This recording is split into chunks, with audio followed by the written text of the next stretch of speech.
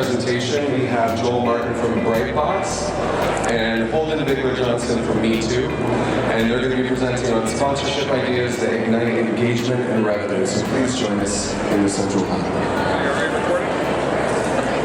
Welcome. I'm going to turn it over to Joel here. He's going to ask a couple of polling questions at the end, but it is also a Q&A board as well. So if you have burning questions about sponsorship for Joel while he's talking, please go ahead and enter those.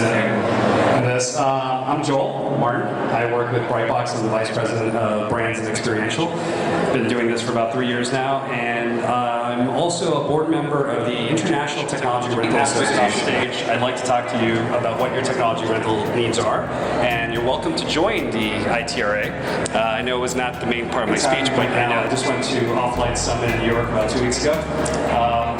Is the expansion of RFID NFC tags. There's a lot of companies out there doing this. Event Farm, an RFID badge in this room that starts changing color when somebody's speaking. So I could just turn it green right now. Everybody in the room range on price from $1 to $5 depending on the company you're going to. A ton of companies getting into this scene right now, and I think it's affordable. I think it's a sponsorship that people remember because they're going to go home with a little wristband that's glowing and changing color.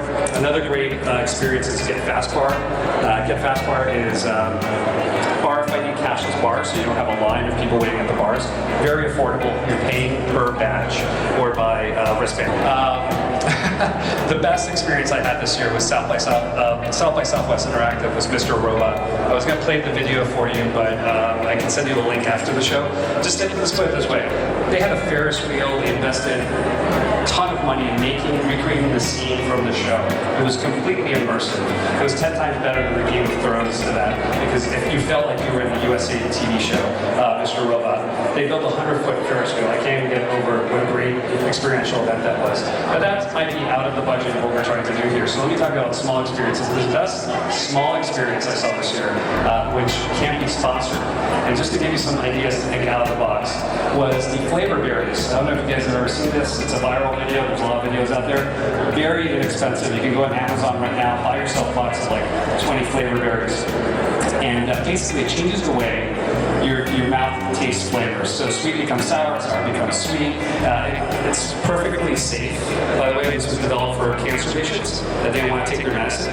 And if you do a taste test in it, where you have like sour cream, and all of a sudden the sour cream is like super sweet, and you do some vinegar chips, and the vinegar chips are super sweet, and something that's supposed to be sour, it completely flips everything. And you'll have a line of people waiting for that sponsor to try something like this. So think outside the box. Something really inexpensive can be very memorable, just as memorable as that South by Southwest $200,000 activation for data in the future. It's probably how you're going to prove ROI at events. You're going to put that data into Zoho, you're going to put it into Salesforce, you're going to put it into whatever sales system, not QuickBooks, but something else. And you're going to track where the conversion was. I met with 400 people. Those 400 people, I had 100 good leads. We passed it on to the salespeople. And where did they see us? They saw us at this show. And then you're going to be tracking that person over and over and over again at different shows. I see a lot of the same people at a lot of shows. Some of them I remember. They're very memorable.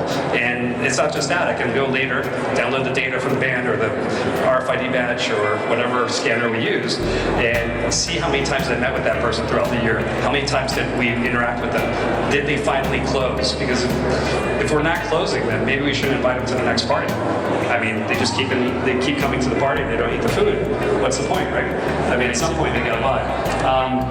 I will say I'm really impressed with Pokin, one of the sponsors of the show.